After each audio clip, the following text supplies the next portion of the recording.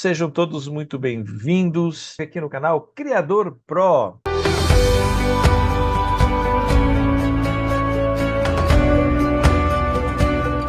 Então hoje na nossa série nós vamos voltar a falar sobre um dos gêneros mais criados no mundo e um dos que estão mais em crescimento aqui no Brasil, né? O gênero Psittacula. Dentro do gênero Psittacula a gente tem aí ringnecking, né, que é o mais conhecido, mais famoso hoje em dia no Brasil, né, que é o Psittacula crameri. Nós temos o Psittacula alexandrino, que é o grande Alexandre. Nós temos o mustacho, cabeça de ameixa, e nós temos o derbiana, que é hoje o que a gente vai estar falando. Psittacula derbiana, né? É um animal dentro do grupo dos psittaculas, de porte maior, junto com o grande Alexandre. São animais grandes e são animais extremamente interessantes para quem quer ter lucro com a criação em cativeiro desses animais, né? Não se esquece de se inscrever lá no nosso canal no YouTube, ativar o sininho, compartilhar, né, com seus colegas, com seus amigos o nosso conteúdo, deixar suas perguntas, assistir, aproveitar todo o conteúdo que nós temos gravados e disponibilizados para vocês.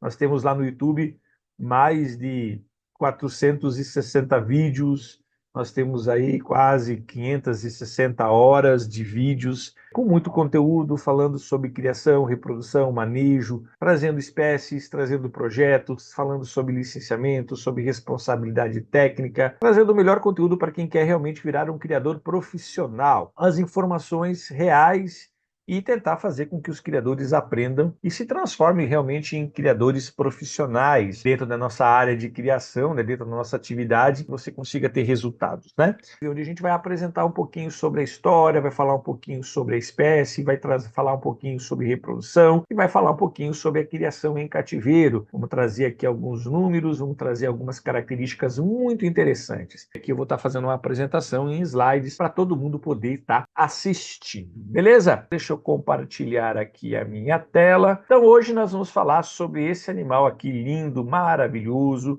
que é o Psittacula derbiana, né? Do gênero Psittacula, os psittacídeos que são encontrados, né, da África, Índia e Oceania, né, até algumas regiões mais frias.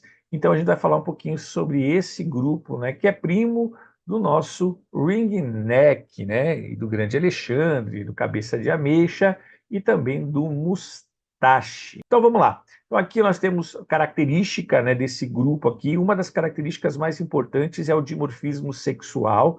Então uma das características é ter a coloração do bico, né, na parte superior. A fêmea tem o bico totalmente preto, tanto na parte superior quanto na parte inferior.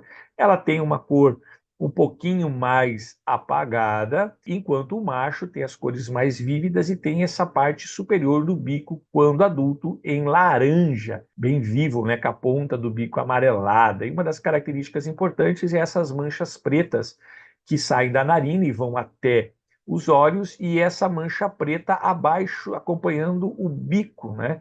Então o corpo, geralmente ao redor dos olhos, tem uma parte bem azul, e o peito é roxeado, né? Tem essa cor arroxeada, com as asas bem verde escuro, em que alguns têm na parte superior, né, no dorso das asas, algumas manchas amareladas. Lembrando que são animais do gênero Psittacula, que também podem ser criados em cativeiro. Nossa legislação brasileira, ela permite a criação desses animais, está classificados em praticamente todo o território nacional como animais exóticos, precisando do licenciamento ambiental junto ao órgão ambiental para você poder reproduzir e comercializar esses animais, tá bom? Então vamos lá falar um pouquinho sobre esse gênero, né? Então os derbianos, eles são conhecidos nos países de origem, na Europa, como papagaio derbiana ou papagaio de Derby, que é uma espécie nativa das regiões nordeste da Índia, lá do Butão, né, que é um país pequenininho, e partes da China adjacente. Então, ele se distingue por essa característica da plumagem verde nas costas, e na parte da cauda e nas asas, com essa gola preta, e esse psittacídeo ele se destaca pela beleza, né? Também pela sua inteligência e pela capacidade vocal. É um dos gêneros Psittacula que mais tem a capacidade de vocalização, né?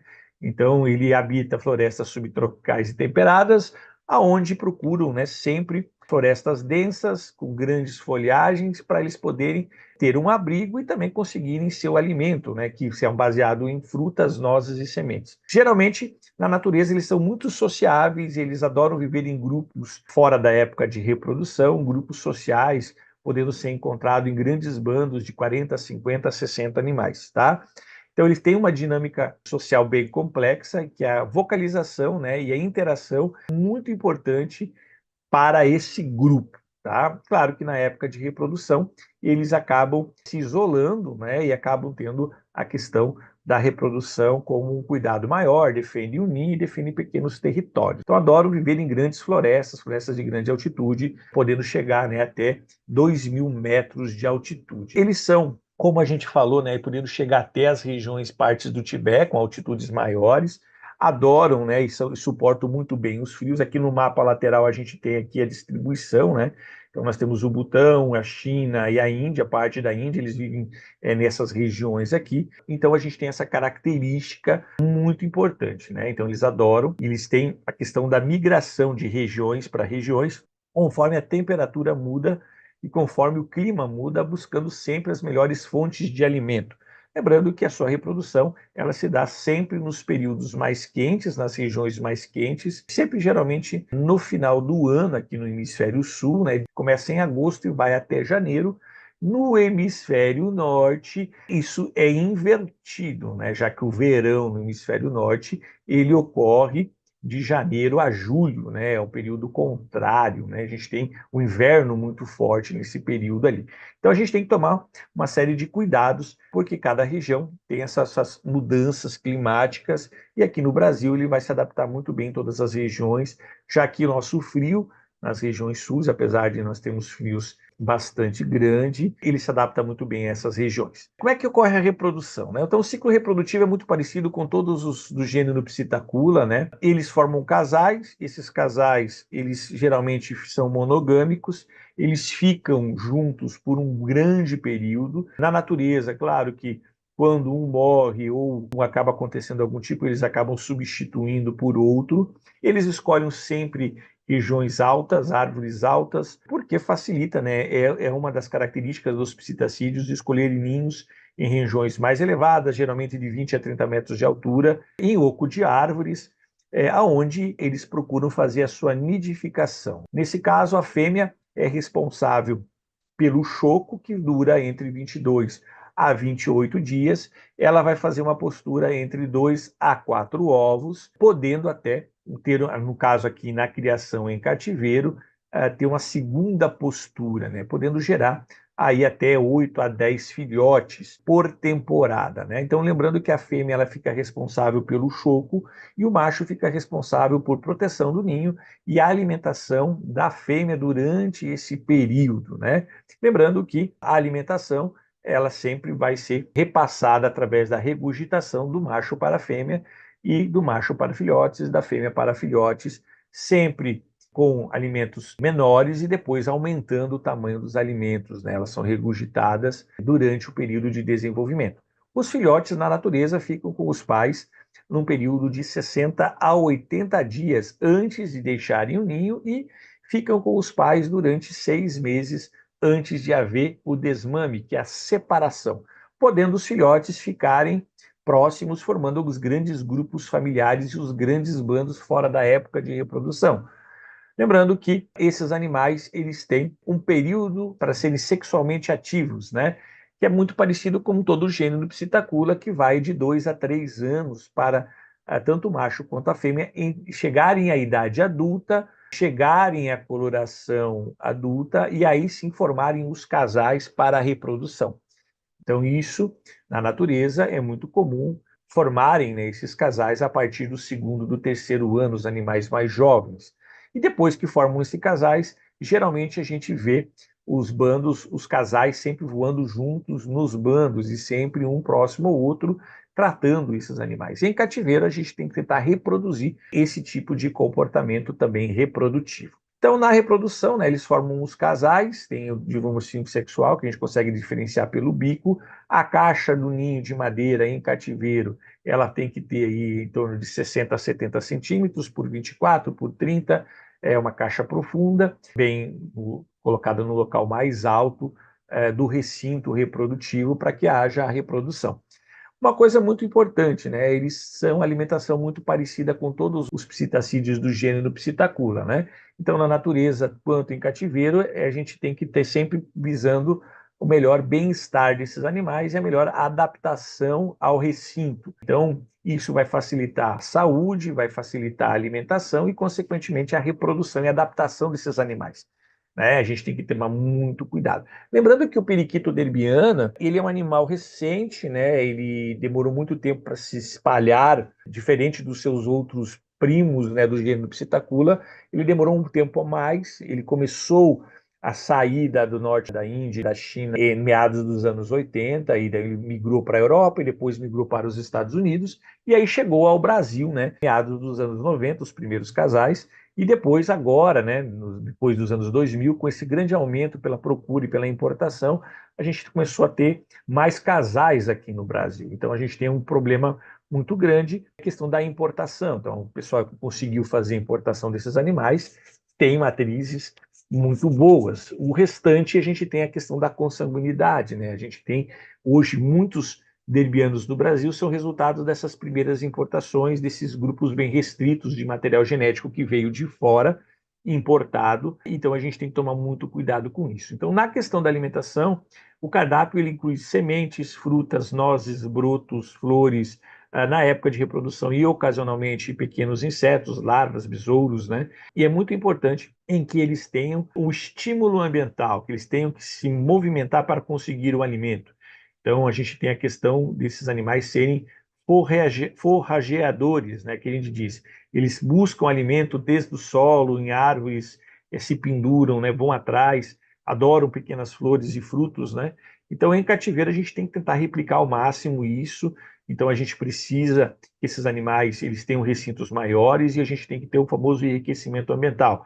A gente tem que fornecer alimentos em períodos diferentes, em formas diferentes, para que eles tenham que gastar energia para conseguir esses alimentos. Lembrando que a gente tem hoje, né, com a criação em cativeiro evoluindo bastante, nós temos já alimentos especiais, como farinhadas, rações extrusadas, além de uma série de suplementações minerais e vitamínicas que podem ser fornecidas para melhorar a nutrição dos animais em cativeiro. E lembrando que você tem que sempre estar fornecendo uma variedade muito grande de frutas e verduras e principalmente proteína animal, ovos cozidos, farinhada com ovos, insetos e assim sucessivamente. Lembrar que a gente deve evitar sementes muito oleaginosas e alimentos muito gordurosos, porque esses animais tendem a ter preferência, né, por esses alimentos, consequentemente comem mais e acabam ganhando peso, e principalmente se os recintos não são muito adaptados, esse ganho de peso pode dificultar a questão de problemas de saúde, principalmente questões reprodutivas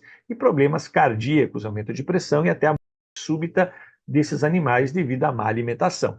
Então a gente tem que tomar uma série de cuidados, né? Então a alimentação, quanto mais diversificada e mais variada, cardápios muito bem elaborados, com um excelente enriquecimento ambiental, podem ser a chave para o sucesso reprodutivo em cativeiro. Lembrando que todas as espécies de Psittacula, como qualquer espécie de animal criado em cativeiro e na natureza, elas podem sofrer mutações. E a gente tem, como a gente citou anteriormente, nós tivemos esses animais oriundos de importações e a gente tem uma carga genética hoje não tão grande desses animais, então a gente tem que buscar selecionar e buscar matrizes de regiões diferentes, de criadores diferentes, para você ter um alto teor de chance de ter algumas mutações. As mutações sempre vão acontecer na plumagem, na questão do comportamento, no tamanho dos animais, em algumas características específicas, tá? No gênero Psittacula, principalmente nas ringnecks, Grande Alexandre e no Cabeça de Ameixa, nós já temos algumas mutações muito bem definidas, que são os lutinos, os albinos, os azuis. Nós temos uma quantidade gigantesca de mutações dentro dos ringnecks. Já nesses animais que são menos criados, que nós temos menos matrizes criadas em cativeiro, nós temos mutações pontuais, né? Alguns pálides, alguns lutinos, algumas arlequins, bem raros, e no Brasil praticamente a gente não tem muitas mutações. E aí é um campo a ser explorado, é um campo para criadores que querem desenvolver esses animais, buscarem também estarem importando animais e estarem buscando desenvolver alguns tipos de mutações, Principalmente lembrando que todas as mutações elas são espontâneas, mas os animais são portadores, né? Eles podem ter cargas genéticas e aí você pode, através de cruzamentos assertivos, começar a ter animais com mutações interessantes. Mas mesmo assim, mesmo sem mutações, são animais que têm um valor agregado bem interessante, né? Diferente de algumas outras espécies em que as mutações têm um valor agregado maior, aqui os animais em si, os filhotes, todos eles vão ter um valor médio bem interessante para quem quer criar em cativeiro, não precisando ter mutações. Uma das características mais importantes é o comportamento desses animais, né? Então, lembrar que o periquito derbiana ele tem uma característica muito importante que é a interação social com os seres humanos. É um animal que fica extremamente dócil, tem um comportamento sociável muito bom, aprende a repetir a vocalização, né? Repete muitos sons, são animais muito interativos e adoram e são extremamente dóceis. Então, isso facilita muito a criação em cativeiro, né? É uma coisa muito importante, né? Que a gente tem que adaptar, né? Para ter resultados reprodutivos, a gente tem que adaptar alguns recintos. Lembrando que quanto maior os recintos para o Psittacula derbiana, melhor, né? Então a gente está falando aí de gaiolas que no mínimo tenham que ter 1 metro de altura por 1 metro de largura por 2 a 3 metros de comprimento, sendo que o ideal seriam baias maiores, né? Chegando até 4 até 5 metros de comprimento por 2 metros de largura para você ter realmente um grande sucesso reprodutivo com esses animais. Então, eles precisam de recintos mais espaçosos para poder ter toda essa questão de reprodutiva. Como algumas espécies, a gente só consegue ter resultados reprodutivos quando o espaço de cativeiro ele é maior e mais adaptado, com grande enriquecimento ambiental. Então, lembrar que é um animal extremamente hoje interessante para quem quer criar em cativeiro, né? Então a gente tem que sempre manter a sanidade, manter o bem-estar e os cuidados. Lembrando que para criar em cativeiro, você vai precisar estar adquirindo animais de criatórios legalizados e tem que fazer o seu processo de licenciamento ambiental. Então hoje os recintos, quanto maiores os recintos, melhores.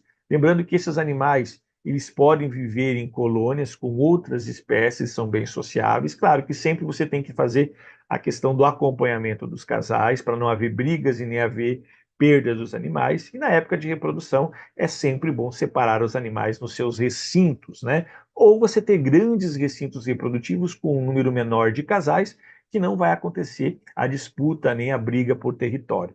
Então, tem várias formas de se criar esse animal, né?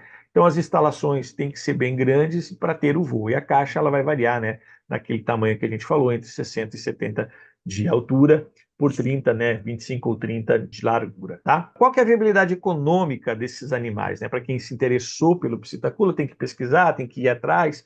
Primeiro, toda a criação de animais ela tem que ser muito bem pensada, né? E não muda nada para o Psittacula derbiana, né? Então, hoje, o investimento ele é um investimento significativo, tanto de tempo quanto financeiro, porque a gente precisa ter dedicação para a escolha de casais, para a montagem de um plantel e também para o processo de licenciamento.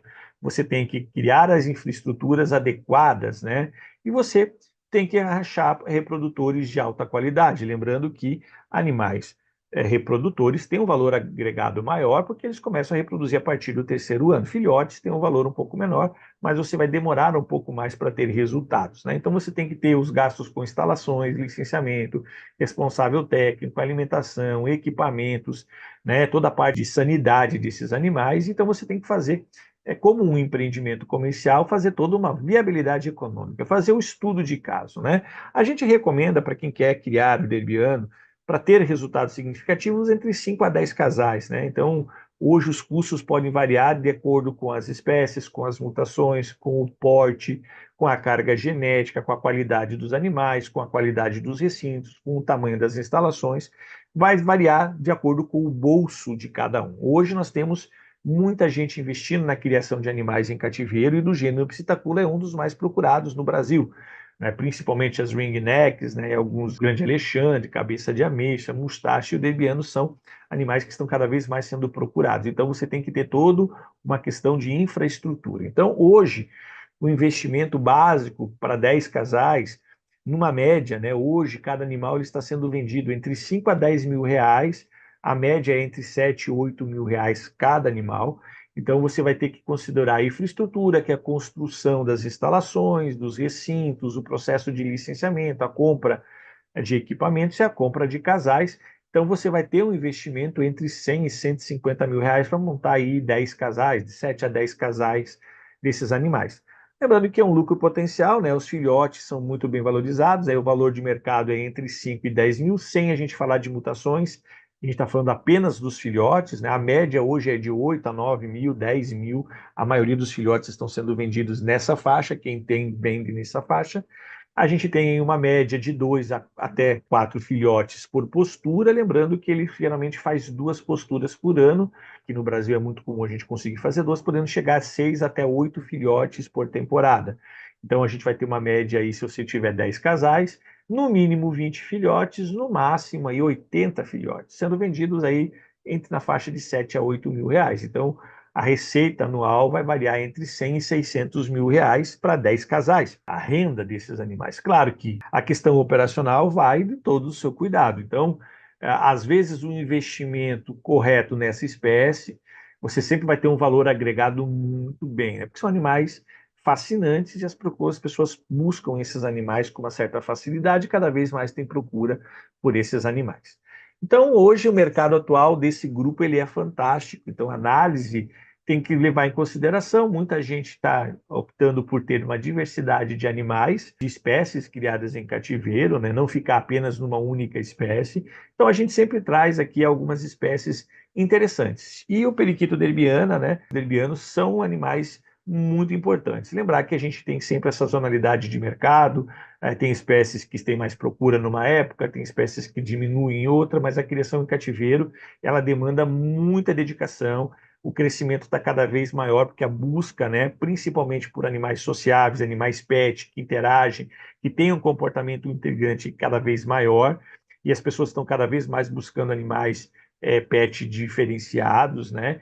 Então, a popularidade, né, também traz a responsabilidade para criadores em terem animais domesticados, animais dóceis e com uma grande qualidade, livre de doenças, para atingir um público muito específico, que é a busca por um animal de estimação. Ao mesmo tempo, nós temos um mercado crescente para a produção de matrizes.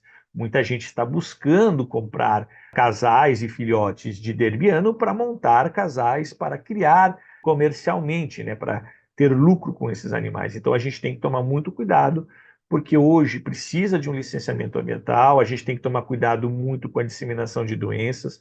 O Brasil vem vivendo aí, principalmente com o circovírus, e o gênero Psittacula, ele é um gênero que se transmite de uma espécie para outra.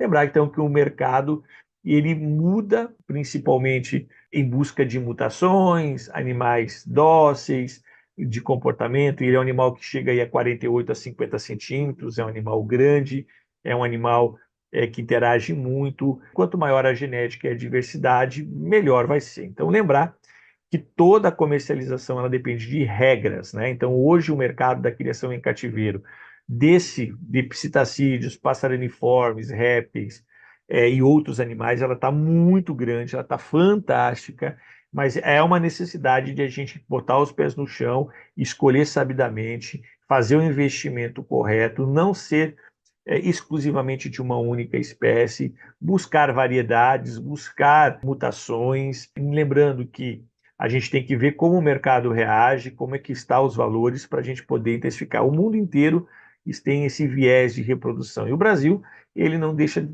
uma grande chance para quem tem uma pequena propriedade rural, para quem tem um espaço e consegue as licenças ambientais para criar em área urbana, vai ter uma grande renda e pode viver muito bem da criação. Lembrando que a gente tem que sempre respeitar as leis locais, internacionais, de bem-estar animal, de animais que estão na lista de ameaçados de extinção, animais que estão ali na lista de potencialmente invasores e nas listas que estão autorizadas pelo seu governo estadual, municipal e federal para a sua região. E qual é o procedimento que a gente deve fazer para conseguir criar. Mas aí é mais uma espécie que a gente trouxe aqui na nossa série Animais Exóticos e Companhia Oportunidades, trazendo aqui para vocês sempre, né, animais com características interessantes, beleza? Então é isso, pessoal. Gostaria de agradecer a presença de todos, acompanhem o nosso canal, fiquem atentos às novidades, fiquem atentos ao mercado, fiquem atentos à grande possibilidade de realmente virar um especialista na criação em cativeiro. Então venha fazer parte aí do nosso canal, se inscreve. Sempre que possível, acompanhe nossas lives ao vivo para fazer a sua pergunta e tirar as suas dúvidas, tanto nas nossas redes sociais, quanto aqui no canal Criador Pro. Então, boa semana a todos, fiquem com Deus, muita paz e saúde. Até o nosso próximo encontro. Valeu, tchau, tchau.